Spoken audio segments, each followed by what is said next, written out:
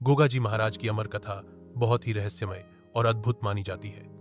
उनका जन्म राजस्थान के ददरेवा गांव चूरू जिले में चौहान वंश के राजा जेवार सिंह और रानी बाछल देवी के घर हुआ था।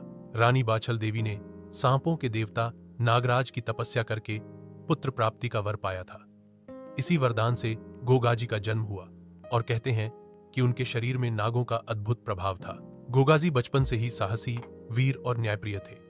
उनके पास अद्भुत शक्तियां थीं और वे घोड़े पर सवार होकर वीरता के कारनामे करते थे। उनका घोड़ा सवरिया बहुत प्रसिद्ध था।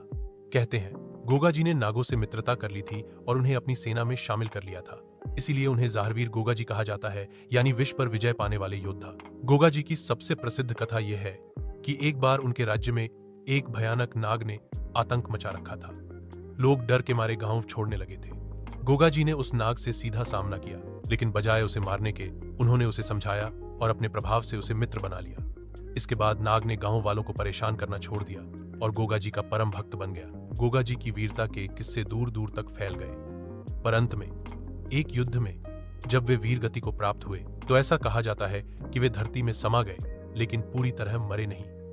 इसी वजह से आज भी राजस्थान, हरियाणा, पंजाब और मध्य प्रदेश में लोग मानते हैं कि गोगाजी अमर हैं।